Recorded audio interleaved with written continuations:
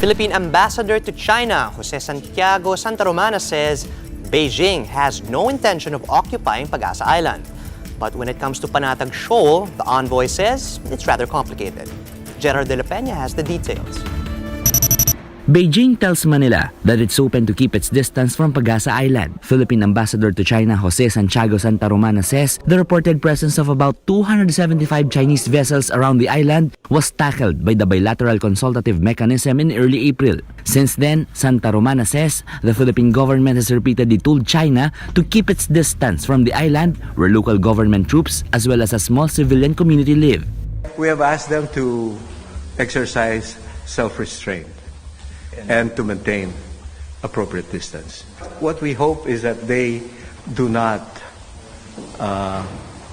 come within a distance that is subject to misunderstanding and miscalculation. It's basically to keep the appropriate distance from each other.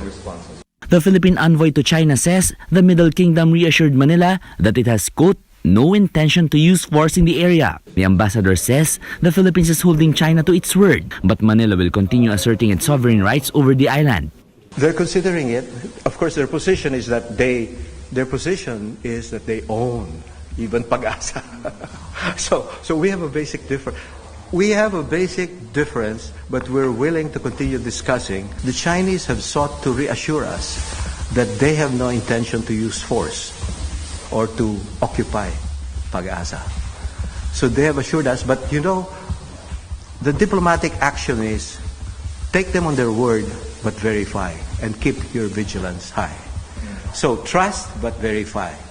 However, the ambassador admits that it's harder to assert the Philippines' claim on the Scarborough or Panatag Shoal. Santa Romana says the Chinese Coast Guard has indeed control of the shoal after the Philippines pulled out its vessels back in 2012 in keeping with the supposed agreement brokered by the United States. Scarborough is a more complicated issue because it goes back to 2012. If we had not withdrawn, and that's what we're trying to avoid. The lesson of Scarborough is keep cool, stick to diplomacy, don't withdraw, and keep talking. But as for the issue of Chinese fishermen illegally poaching giant clams at the Scarborough Shoal, Santa Romana says there is nothing to worry about since the Chinese government itself has declared this illegal.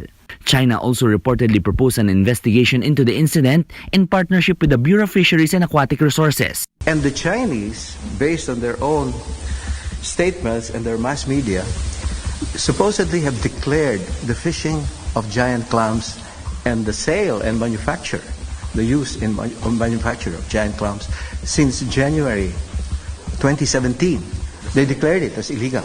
Back in the Philippines, National Security Advisor Hermogenes Esperon told Business World that the Duterte administration is pushing for the declaration of marine protected areas in the highly contested West Philippine Sea in order to promote environmental and marine biodiversity protection in the resource-rich waters. In a separate statement, Esperon also reiterated that the presence of Chinese ships in the West Philippine Sea is illegal and a clear violation of Philippine sovereign rights as well as economic jurisdiction as defined in the UNCLOS. For News 5, Gerard de la Peña. We are One News.